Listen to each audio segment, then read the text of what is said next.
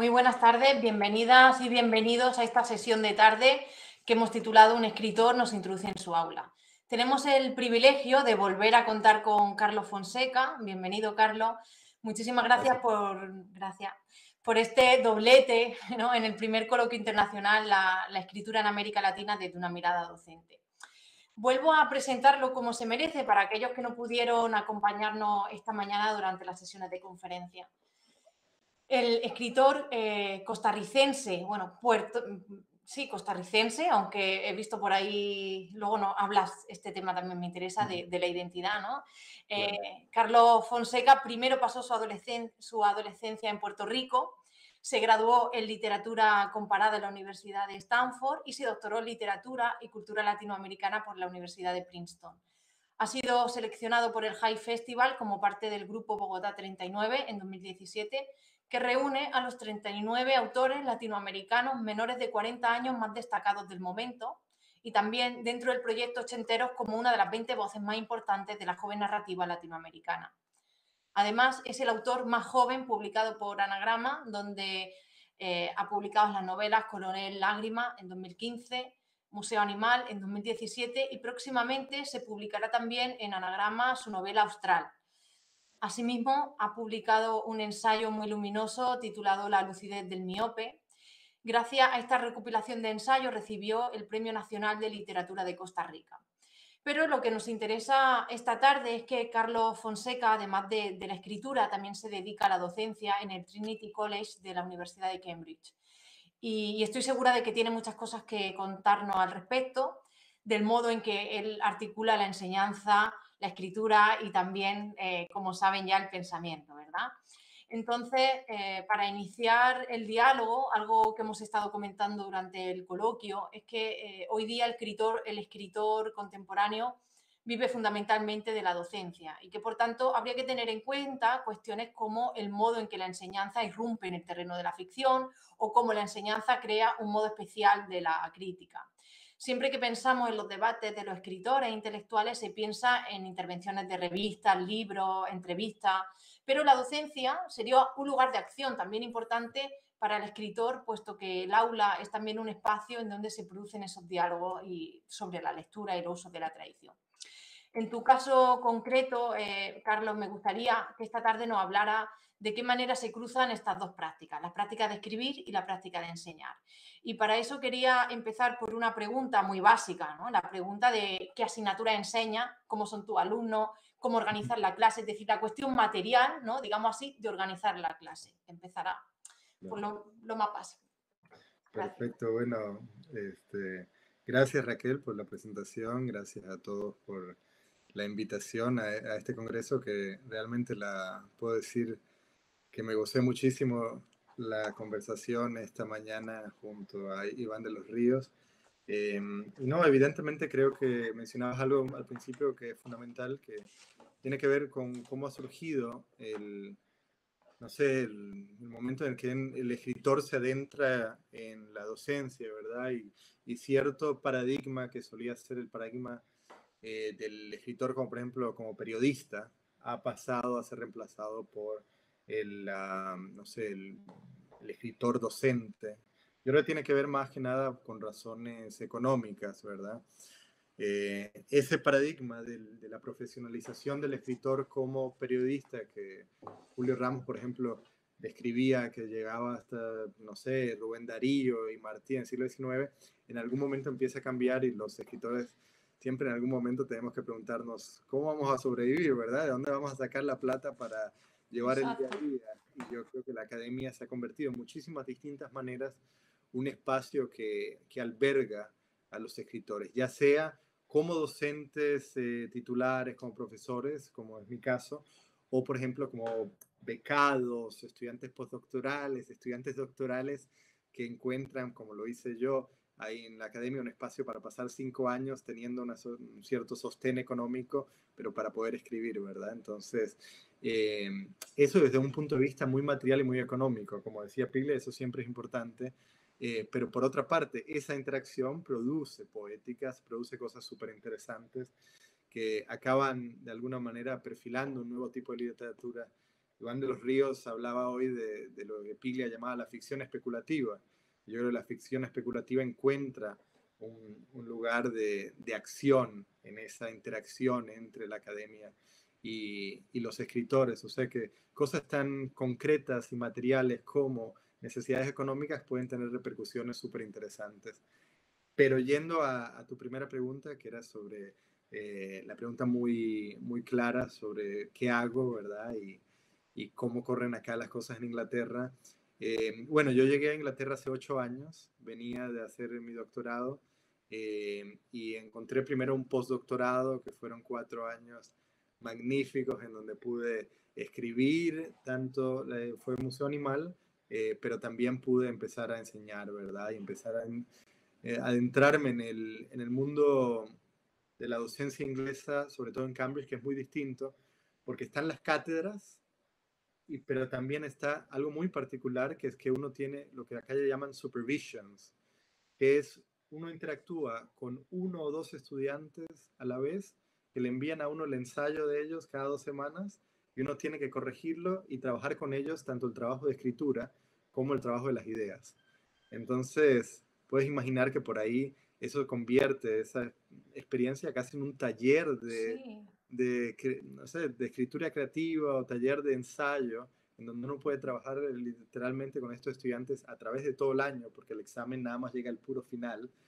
¿Qué significa escribir un ensayo? ¿Qué significa pensar en términos de escritura? ¿Y qué significa, verdad, entrarse en distintas tradiciones literarias y sobre todo tradiciones literarias como la tradición latinoamericana, que es la que yo enseño acá, que por una parte puede parecer bastante lejana a estos estudiantes, sobre todo cuando llegan a Cambridge, que llegan de 18 años, apenas saben un poquito de español, pero es impresionante verlos como ya para el último año, después de un año de viajes que ellos hacen, los forzamos básicamente a que en el tercer año no estudien y se vayan a América Latina a viajar, y cuando regresan, de alguna manera hay no sé, un entendimiento mayor de la cultura, de la literatura. eh, y bueno, sí, ese tipo de formato creo que me permite mucho llevar a cabo eso que hoy en la mañana llamamos el laboratorio del escritor o el laboratorio de la escritura, e intentar de alguna manera como que crear un puente entre el pensamiento y la escritura, que para mí es como lo más importante, pensar cómo es que de alguna manera pensamos siempre a través de la escritura. No es algo que ya tenemos las ideas y después simplemente el lenguaje está ahí para de alguna manera plasmarlo, sino que es a través del lenguaje que de repente nos llegan las ideas, o por lo menos a mí.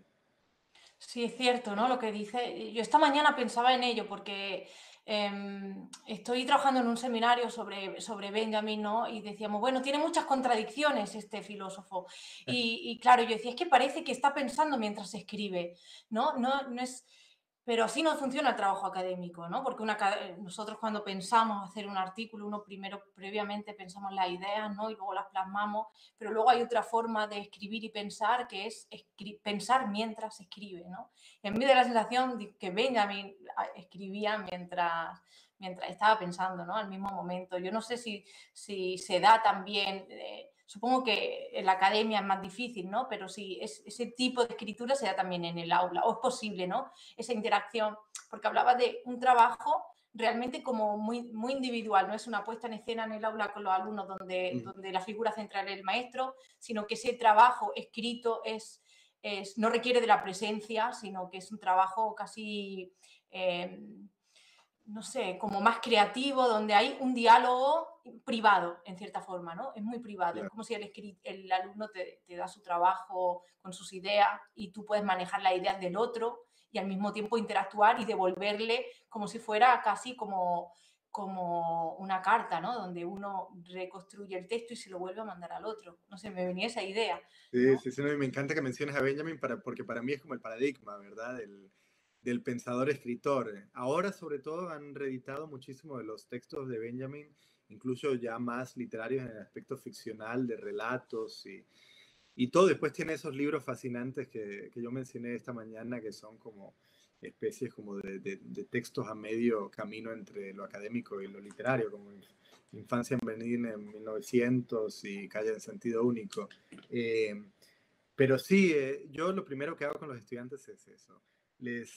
Ellos llegan en el primer ensayo y vienen con una vaina argumentativa armada lógicamente de tal manera que A lleva B y la lógica dice que vamos a C y después a D, y de alguna manera yo mi primer gesto, de una manera muy también cariñosa, es destruir ese formato de ensayo y ver cómo podríamos empezar a pensar a través de otras formas, ¿verdad? Tal vez más Fuera, ¿no? Como fuera del marco. fuera del marco, ¿verdad? Siempre también, de hecho, siempre tiene esa expresión del marco teórico. Entonces siempre es, profesor, tengo que poner el marco teórico y después entrar. Yo le digo, no, pero hay que ver cómo, por ejemplo, empezar con una escena y que esa escena ya de alguna manera ilumine la teoría, o cómo desde las propias literaturas ya nos proponen figuras desde las cuales pensar. Era un poco lo que estaba yo tratando de comunicarles hoy. Entonces, nada, lo lindo es eso, de que pasamos un año entero trabajando eso, acercándonos o alejándonos un poco del argumento más lógico y acercándonos a la gran tradición, y sobre todo una gran tradición latinoamericana del ensayo, ¿verdad? Que me parece que a Exacto. veces hemos olvidado el ensayo, hemos olvidado la Sí. posibilidad de ensayar. Y entonces en ese sentido a veces yo los pongo a leer a Benjamin, a Susan Sontag, a Roland Barthes, a Alfonso Reyes, a Borges, ¿verdad? A A Monsiváis, Silvia. Ajá, sí, por ejemplo, Monsiváis. que me parece muy importante, ¿no? Sí, Entonces, de ahí empiezan a entender un poco por dónde podría ir el ensayo y se sueltan un poco, yo creo que también.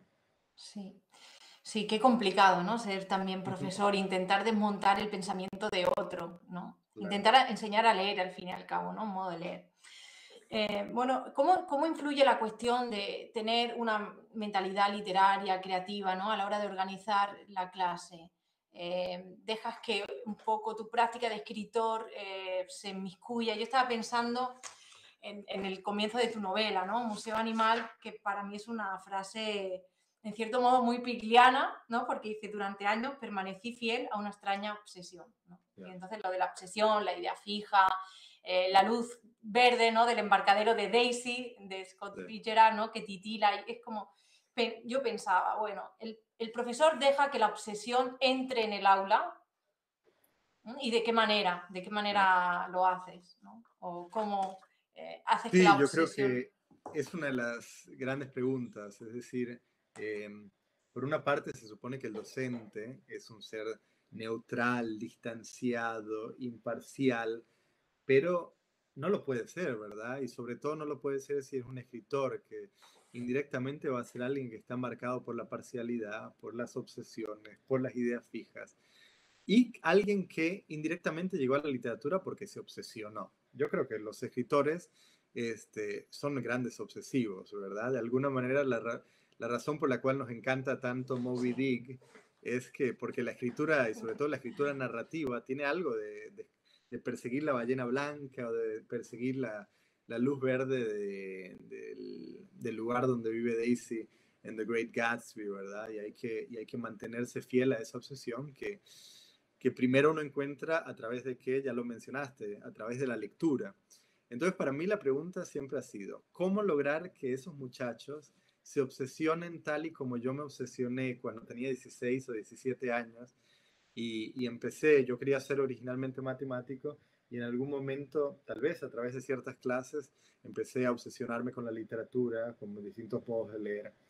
Eh, y bueno, voy tratando, no creo que pueda decir que todavía llevo 4 o 5 años enseñando, o sea que no mucho, pero trato de ser fiel a mí mismo, ¿verdad? No trato de taparme, de tapar de alguna manera mis pasiones, ¿verdad? Hablando de Piglia, Piglia, ¿verdad? Tenía aquella cita fantástica en Respiración Artificial cuando dice que era capaz de leer el discurso del método como la primera novela moderna, porque en ella, se hablaba de la pasión de una idea, ¿verdad? Y de alguna manera yo intento estructurar los lectures, nosotros le llamamos las cátedras, en torno a esa idea de que vamos a perseguir acá la pasión de una idea, ¿verdad? Vamos a ver si estamos hablando de Cortázar, vamos a ver cómo que atrapamos al Minotauro en el centro del laberinto, ¿verdad? Vamos a ver cómo llegamos ahí, y cómo de alguna manera nos posicionamos desde ese punto de enunciación bajo el cual el escritor o la escritora imaginó el mundo. Entonces, tratar de llegar ahí es para mí lo crucial, a la misma vez que obviamente de uno le da contexto, todo. Eh, y después nunca olvidar algo que yo creo es importante para los muchachos, es producir, que ellos acaban produciendo textos y uno también dando cátedras que a uno le gustaría escuchar o que a ellos les gustaría leer, ¿verdad? Yo creo que hay muchas veces como ideas, como institucionales de lo que deberíamos hacer o de que los muchachos deberían escribir, que acaban de alguna manera opacando lo que podría ser un trabajo un poco más creativo, que sería del disfrute de todo el mundo, ¿verdad? Entonces, de alguna manera mantenerse fiel a esas obsesiones o mantenerse fiel a esa idea de lo literario creo que es fundamental. Sí, gracias, Carlos. Es cierto, sí. Entonces, transmite, o sea, el profesor, más que alguien que transmite conocimiento, es el que transmite una pasión literaria, ¿no? El que transmite la pasión literaria, sería esta la idea.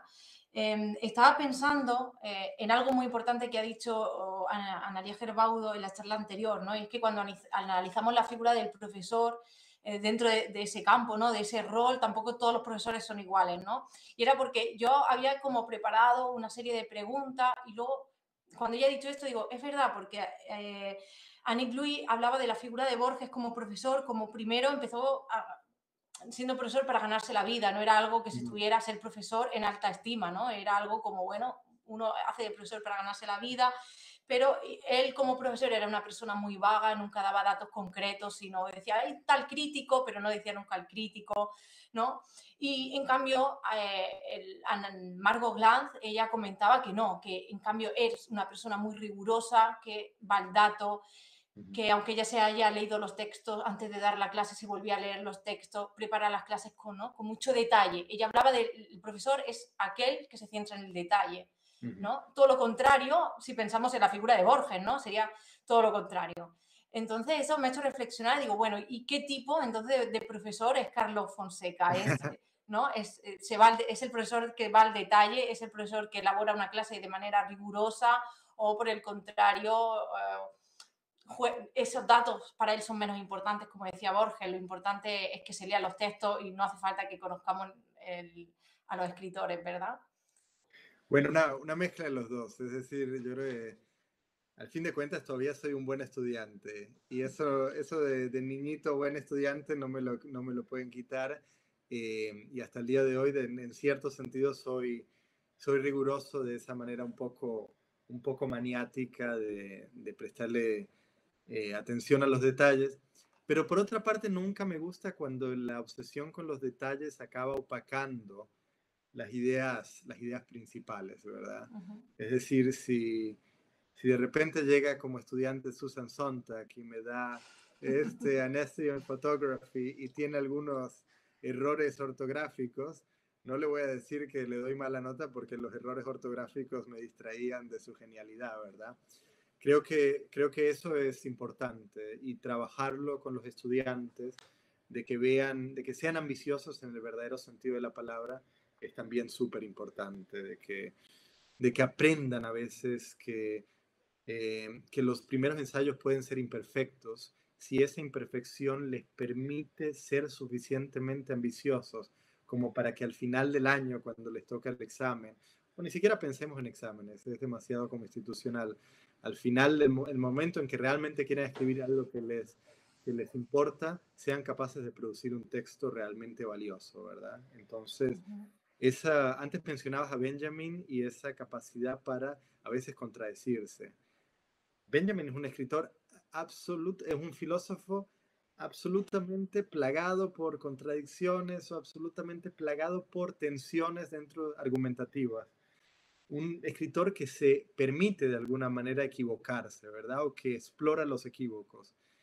Pero yo creo que esa capacidad de habitar lo incompleto, esa capacidad para habitar lo imperfecto, le abre caminos, ¿verdad? Sí, exacto. Cuando uno dice, tengo que hacer algo perfecto, acaba estando como demasiado claustrofóbico dentro de formas preconcebidas. Para inventar nuevas formas hay que ser medio freak, ¿verdad? Y hay que darse esa posibilidad de ser rarito, ¿verdad? Y que al principio sea ilegible tal vez lo que uno está haciendo, hasta que uno de por ahí empieza a impulsar y empieza como a trazar el camino bajo el cual eso se vuelve legible, ¿verdad? Y eso sería lo Exacto. que el aula, por ejemplo, Piglia lo pensaba así, como posibilidades de que ciertos textos de repente se vuelvan legibles con respecto a tradiciones que el escritor docente traza en el aula, ¿verdad? Pero yo creo que ser imperfecto es importante.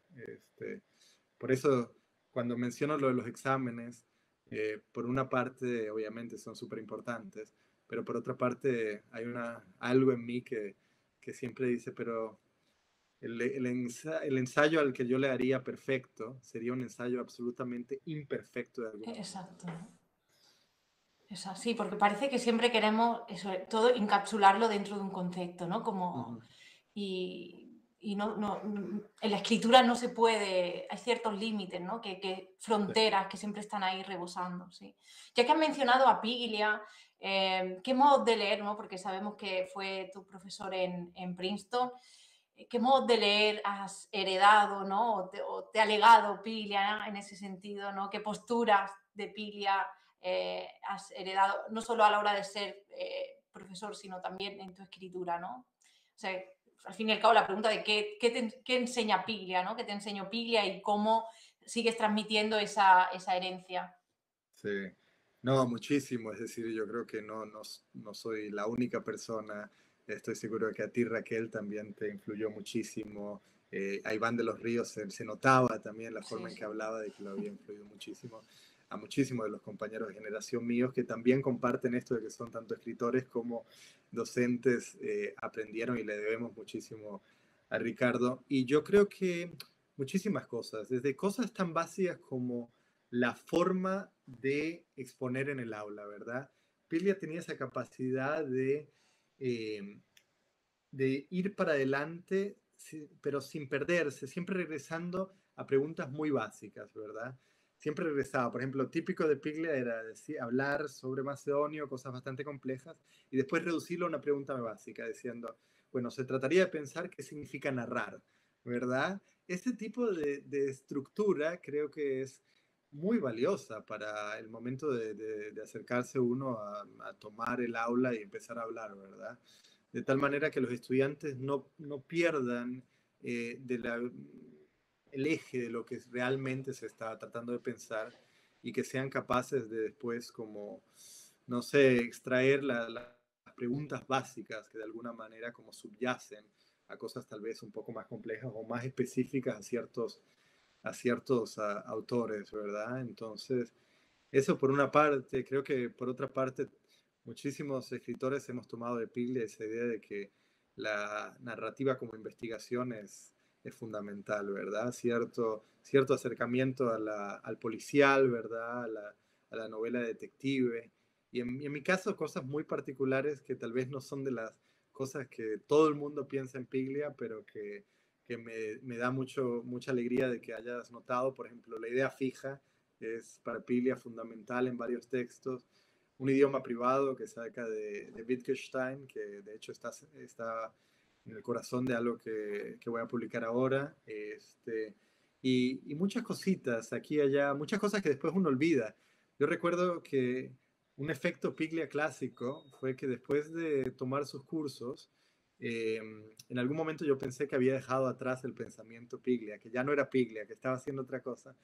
Y de repente empecé a leer las cosas que estaba haciendo y eran un plagio total, ¿verdad?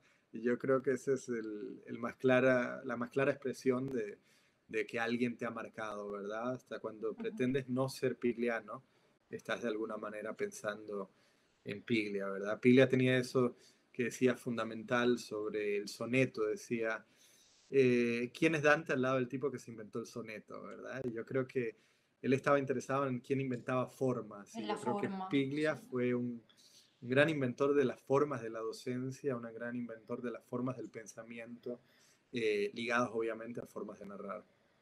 Sí, exactamente.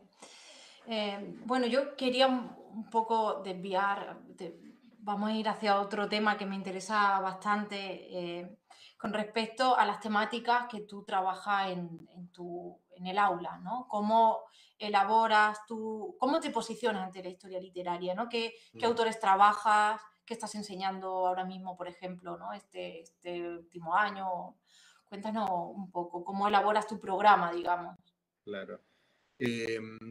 Bueno, en mi caso tiene que verlo un poco con mi biografía, es decir, cuando estabas mencionando La biografía fue un identidad. momento muy particular porque mencionaste es costarricense, ¿verdad? Y después mencionaste, pero también es puertorriqueño, entonces, nada más para explicarle un poco a los que nos escuchan, yo nací en Costa Rica, mi padre es tico, costarricense, mi madre es boricua, puertorriqueña. Y bueno, como padres, como hijo de padres de dos lugares distintos, inmediatamente uno se siente que esa identidad ya está como en cierta tensión con la noción básica de nacionalismo. Y en mi caso en particular, cuando yo tenía 7 años, mis padres se mudaron a Puerto Rico. Yo no quería que se mudasen. Y cuando yo llegué a Puerto Rico, durante los primeros 10 años, yo me consideraba costarricense hasta más no poder. Y sobre todo porque Puerto Rico es un país bastante homogéneo. Es decir, los puertorriqueños localizan muy bien a los cubanos, a los dominicanos y a los norteamericanos, pero el resto de América Latina es un poco, es decir, es muy fácil que se note ahí la diferencia de uno, ¿verdad? Ujú. Entonces, fue interesante porque en Puerto Rico siempre me consideraban costarricense y en Costa Rica, cuando después regresé, yo que me creía tan costarricense, mis abuelos me decían, es que ya estás muy puertorriqueño, ¿verdad? Entonces, eso fue interesante porque en términos de la nación y la identidad, yo no calzaba dentro de identidades nacionales clásicas, ¿verdad? Eh, y eso un poco lo que significó fue que al momento de empezar a adentrarme en la literatura, nunca fueron tanto las tradiciones nacionales lo que marcó mi canon, ¿verdad? Es decir, por ejemplo, nada más por dar el ejemplo que ya estamos mencionando, en el caso de Piglia, Piglia tiene a la tradición argentina como el ancla de su lectura y un ancla que después él interactúa con Kafka y los modernistas y la vanguardia europea, pero está muy claro que siempre en relación a un canon nacional Ujú. fijo, ¿verdad?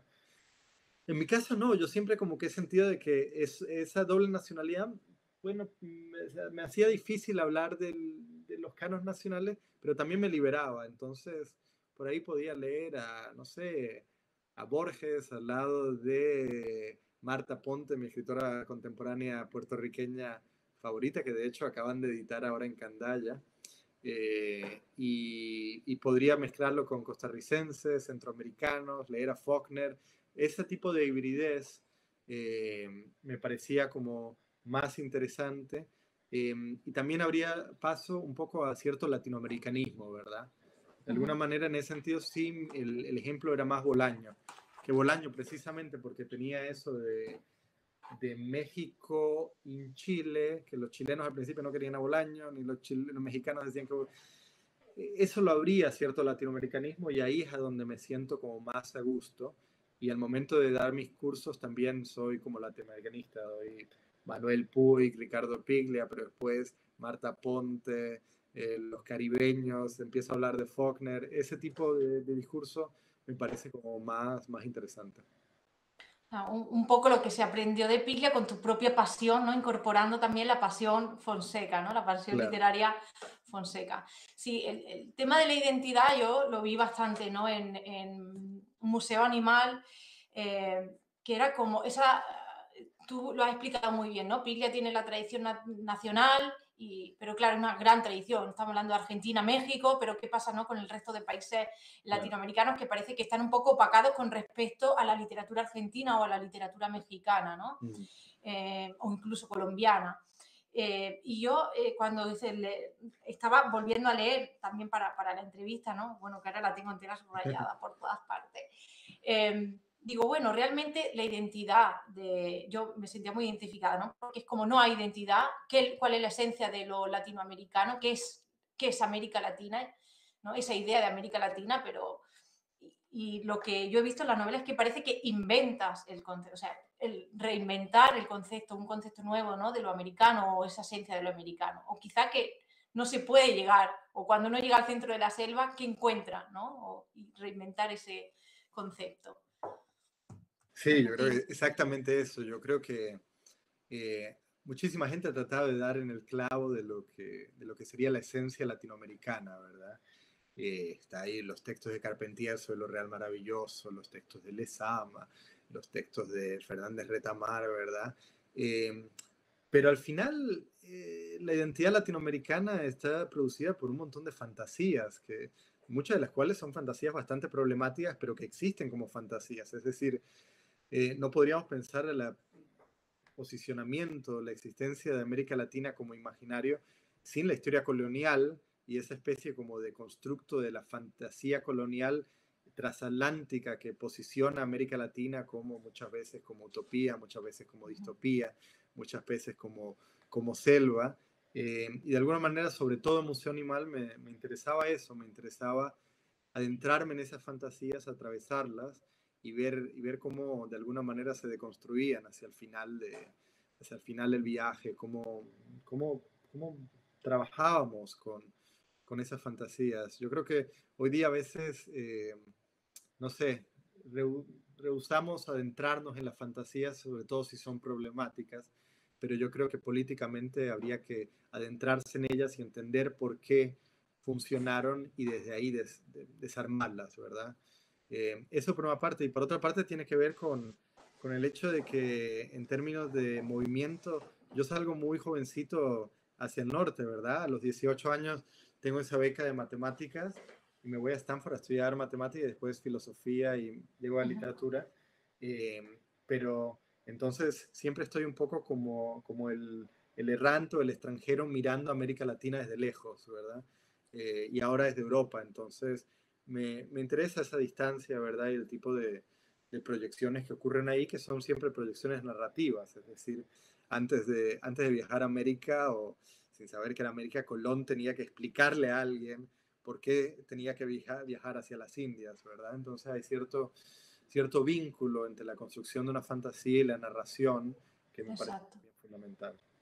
Sí, ¿no? Como Piglia, bueno, no sé si lo decía Piglia o eso es algo que yo interpreto ya de Piglia, ¿no? Uno no sabe muy bien si o lo digo, o lo pienso yo o lo pensaba Piglia, pero imaginando una novela, ¿no? Como El camino de Aida, que hablaba del desplazamiento del narrador, produce esa visión alucinada, ¿no? Y entonces Sí. como pasa de América Latina, se va a Estados Unidos, ¿no? De Argentina a Estados Unidos y se ficción paranoica, ¿no? Y la ficción Claro. paranoica está, él hablaba siempre, ¿no? De los textos de Henry James, está ¿no? En la mirada, ¿no? Uh-huh. Del narrador. Y eso es algo que también veo un poco, ¿no? En tu narrativa y que me parece fundamental y que creo que es también muy importante para trabajarlo en el aula, ¿no? Esa mirada, porque tú estás dando clase en Cambridge, o sea, no estás dando clase en Argentina ni en México, entonces imagino Claro. que esperan algo de ti como escritor latinoamericano, ¿no? O hay ciertos mitos que rodean al escritor latinoamericano y que tienes que trabajar en el aula en contra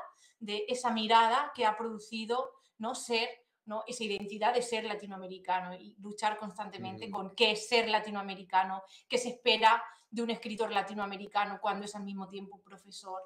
No sé, ¿qué nos puedes contar de estas cuestiones? Sí, eso sobre todo acá en Inglaterra todavía está muy presente, es decir, en Estados Unidos ya que ha habido como olas migratorias latinoamericanas, por lo menos hay cierto tipo de contacto más inmediato con el escritor el sujeto latinoamericano como tal que ayuda a desarmar esos estereotipos y después armar otros más complejos, pero en Inglaterra todavía hay como bastante distancia, es decir, por ejemplo, los latinoamericanos acá ni siquiera son minoría. Es decir, ¿cuáles son las minorías acá? Serían la minoría árabe, la minoría hindú, la minoría asiática. Pero, por ejemplo, me ven a mí caminando por la calle y piensan que soy de la India o que soy árabe. No me ubican como latinoamericano porque no es una minoría reconocible, ¿verdad? Eso significa que al llegar al aula, los muchachos básicamente a veces tienen varios estereotipos que uno tiene que trabajar eh, y uno siempre los trabaja a través de los textos. Uno puede ver cómo los textos juegan con estereotipos y los desarman, ¿verdad? Por ejemplo, Puig es es genial en eso. Puig ve cómo la cultura de masas produce estereotipos, pero él crítica y narrativamente trabaja esos estereotipos y de alguna manera nos da la posibilidad de nosotros como lectores desarticularlos, ¿verdad? Entonces yo creo que eso está muy presente acá. Y en términos de poéticas también, lamentablemente todavía el lector promedio inglés espera de un escritor latinoamericano el realismo mágico, ¿verdad? Entonces, si tú de repente, ellos esperan el realismo mágico y tú le das una novela de ficción especulativa de Piglia, dicen, ¿qué es esto, verdad? Porque Exacto. el paradigma o la posición de lectura bajo la cual estaban esperando que ese texto fuera legible no calza con lo que se esperaba. Entonces yo creo que ahí la cuestión de uno como docente, como profesor, es cambiar esos paradigmas y por ahí darles textos de Margot Glantz, de Ricardo Piglia, de Clarice Lispector, que de repente les vuelen la cabeza y digan, espérate, esto es distinto a lo que yo esperaba.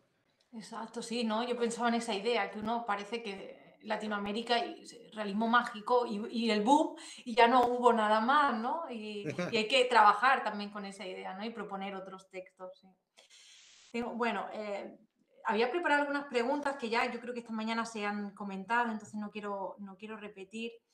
Tengo una cita más, como vemos, Piglia está de fondo, pero no es solo porque haya sido profesor, sino es porque yo lo he trabajado, entonces casi que Claro. no puedo salir un poco del espacio, intento salir del marco como estábamos hablando, pero me cuesta muchísimo, ¿no? Leer con otros ojos, ¿no? Me tengo que poner otra lente. Escribía Ricardo Piglia, dice que uno, cuando, y también creo que es la cita que ha utilizado Iván, ¿no? Cuando escribe, lee de otra manera y esa lectura es la que se puede transmitir en el aula, ¿no? Y opinaba que reconstruyendo esas prácticas podríamos al mismo tiempo reconstruir esa suerte de crítica literaria inadvertida, ¿no? Que es la que llamo la lectura del escritor. En tu caso, ¿cómo lees, ¿no? ¿Qué modo de lectura, esto ya te lo preguntaba, pones en marcha en tus clases, pero considera que podríamos entonces catalogar las clases de los escritores también como una especie de crítica o que habrían que incluirse dentro de los estudios literarios como una especie de corpus secreto, ¿no? Que le llamaba Piglia, ese corpus secreto inadvertido. Sí, no, Piglia siempre decía que le interesaba cómo leen los escritores, ¿verdad? Que ese de alguna manera casi backstage, detrás de las escenas, que de alguna manera lleva a sus poéticas. Yo creo que tiene toda la razón. Un escritor lee de una manera muy especial, lee de una manera pragmática, buscando de alguna manera ver cómo se construyen las poéticas. Entonces, acá voy a, de alguna manera, decir algo que puede sonar un poco extraño, pero ahora que no tengo mucho tiempo para leer, porque entre las clases y los muchachos, yo quisiera estar leyendo todas las novedades que salen, pero no puedo. Pero aún así me encanta leer, por ejemplo, las primeras 15 páginas de casi todo lo que nuevo que está saliendo, que parece interesante, porque me gusta ubicar ahí ciertos estilos, ciertas poéticas, más allá de lo que por así decirlo, lo que se narra o el plot o la trama, ¿verdad? A ver cómo en esas páginas ya se está construyendo como cierta poética y cómo es que eso está ocurriendo, ¿verdad? O me gusta regresar para mí, el escritor más grande que ha existido en el siglo XX, que para mí es Faulkner, y regresar a las primeras 100 páginas de Absalom, Absalom, ¿no? No 100, las primeras 20, y ver qué está haciendo Faulkner acá y casi como de alguna manera como de ingeniería, como sacar las piezas y ver exactamente cómo eso está funcionando. Y entonces nada, yo creo que compartir eso con los estudiantes es muy valioso, ¿verdad? Porque ellos comprenden un poco los textos desde adentro, pero después lo importante también es ver cómo ese inside knowledge se liga con otras cuestiones poéticas más grandes, ¿verdad? De la pregunta de por qué uno después se enamora de esos textos. Y bueno, hablando de Piglia, Piglia tenía esa frase de Faulkner que le encantaba, que es cuando Faulkner dice, escribí el sonido de la furia y Sí, aprendí y a aprendí a leerlo. leer.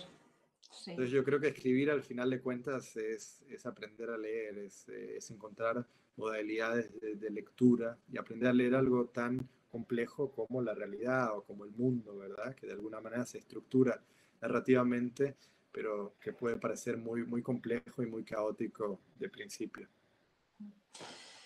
Te voy a hacer una pregunta que quizá depende mucho, ¿no? del lugar o de la posición de enunciación del profesor, ¿no? A lo mejor en una universidad como Princeton, pues sí permite a un escritor, que es al mismo tiempo profesor, posicionarse, ¿no? O sea, o que que la clase sea también una estrategia para, digamos, conseguir el éxito o hilvanar el éxito de su propia obra, ¿no? Y posicionarse dentro del canon. Yo no sé, en tu caso, en la Universidad de Cambridge, si tú utilizas, ¿no? O crees que la forma de la clase es una manera también de construir el éxito, la expectativa, ¿no? Una lectura futura de tu obra, de algún modo.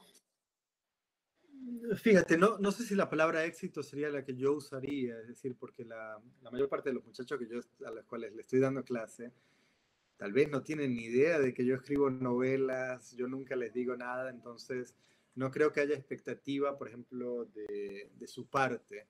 Eh, pero yo creo que tiene que ver algo más con esta cuestión de poéticas, ¿verdad? De defender la poética bajo la cual uno cree pertenecer, ¿verdad?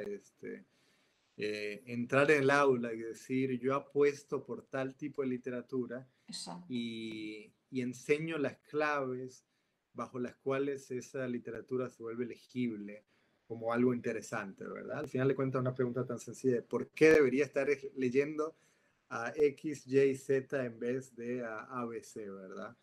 Ese sería, entonces, yo creo que el escritor que entra en el aula apuesta por esa poética, apuesta por darle el lugar que se merece y apuesta por darle a entender a los estudiantes o al público por qué se enamoró uno de ese tipo de literatura, ¿verdad? Entonces, creo que es como interesante en ese sentido, más allá de nociones de éxito, por ejemplo, comercial, este, que, que yo creo que queda bastante claro de que el éxito comercial uno le va mejor yendo a la, no sé, a Vanity Fair y sacar una entrevista ahí que ir al salón de clase.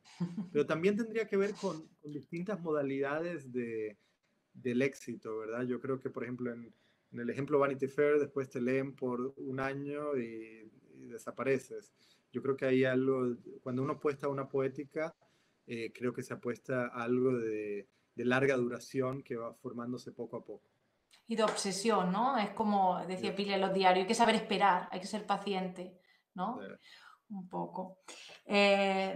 Bueno, ya para ir terminando un poco, me gustaría que nos hablara, porque vas a publicar en Anagrama tu próxima novela titulada Austral y bueno, pues que nos hablara un poco para todos aquellos que nos están oyendo del otro lado de la pantalla, algo, cuéntenos algo, algunos entresijos sobre el origen de esta novela, cómo surgió, qué diferencia. Bueno, tampoco nos vas a hacer un spoiler, pero tus dos novelas son muy distintas, ¿no? Yo pienso en Coronel Lágrima, ese lenguaje tan barroco, también la extensión en forma, aunque hay ciertas, ¿no? Obsesiones que se repiten, ¿no? Hay cierto pensamiento ahí, sobre todo la filosofía está muy presente en todo lo que escriben, ¿no? Y yo creo que en Austral apostaría que también, ¿no? Porque forma parte del estilo, ¿no? Quizá del estilo Fonseca.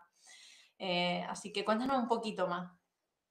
Sí, claro. No, creo que tienes razón. Por ejemplo, mi idea era que con Museo Animal iba a ser algo completamente distinto a Coronel Lágrimas. Después a uno le dicen, bueno, no puedes escapar de ti tan fácilmente y sigue siendo la misma persona. Pero con Austral creo que sí cambia un poco. Por ahí tal vez me alejo un poco más de la literatura pigliana clásica que estaba muy presente en Museo Animal, pero en términos de estructura, es una novela que trata sobre qué le ocurre al lenguaje cuando llega a sus límites, ¿verdad? ¿Qué le ocurre al lenguaje cuando arriesga a convertirse en eso que Wittgenstein llamaba un lenguaje privado, ¿verdad? Algo que nada más comprende una persona. Entonces, la novela indirectamente está estructurada en relación a tres momentos de pérdida. Una escritora afásica que batalla en contra de la afasia por escribir una última obra, de alguna manera una obra muy fragmentaria y casi como en proceso de desaparición.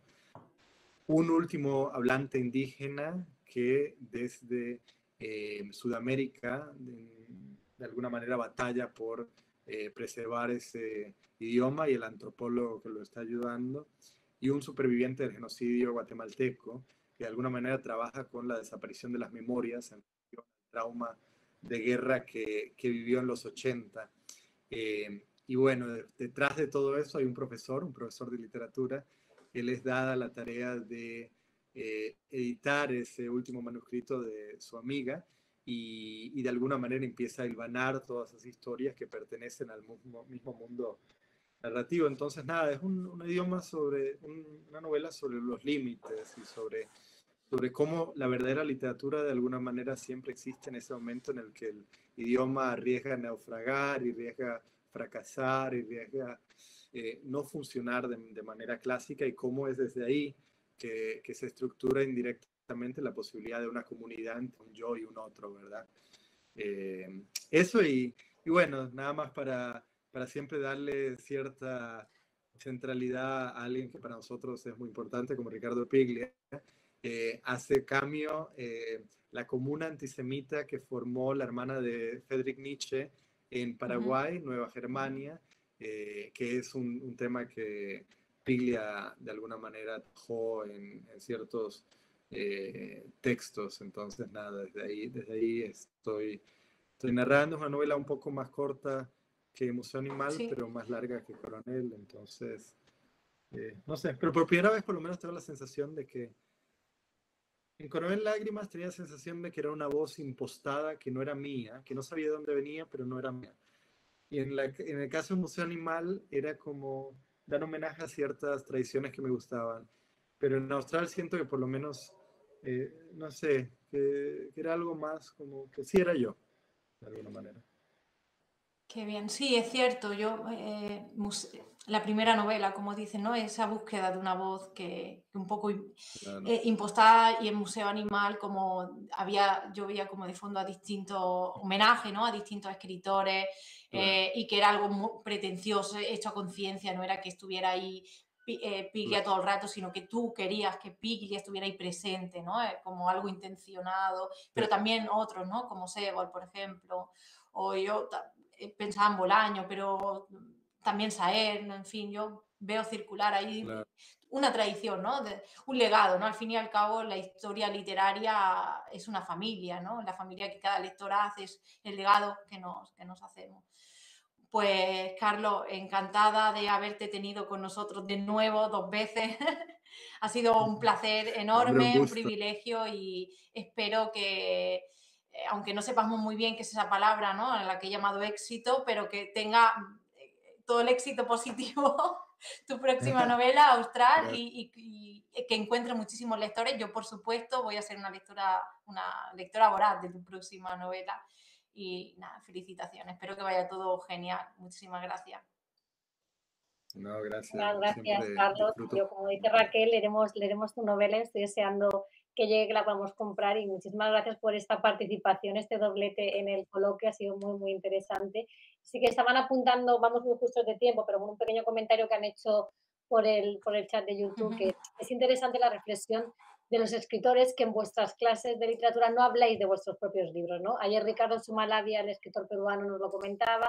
En el chat de YouTube, Analía comentaba, por ejemplo, a David Viña, es decir, también como esos escritor argentino, ¿no? Como muchos profesores no habláis en vuestras propias clases de vuestras obras, ¿no? Que eso nos daría para otra línea de reflexión y de investigación que es muy interesante, ¿no? Ese pudor a veces del escritor, que bueno, yo creo que Ricardo Sumalaya nos contaba que al principio lo tenía, pero que ya ahora ya, que cuando le estudiaban le preguntaron en la clase, bueno, entonces, ¿usted qué opina de Ricardo Sumalaya y su obra? Entonces, a veces se lo preguntaban en su clase para generar ese conflicto, ¿no? Yo creo que en breve te preguntarán qué opina usted de Carlos Fonseca y su obra. Yo creo que acabarás hablando, ¿no?, de tu obra. Pues muchísimas gracias también a Raquel por las preguntas, ¿no?, que ha sabido sacarnos del escritor que hemos tenido, pues todo su presentación muy interesante. Felicidades a los dos por la entrevista. Y yo creo que vamos a hacer un pequeño breve descanso, y a las 7 retomamos con la escritora argentina, mexicana, Cecilia Udave. Muchísimas gracias, Carlos. Y si os parece bien, hacemos una Gracias. pequeña pausa de 7 8 minutitos. Muchas gracias, Carlos.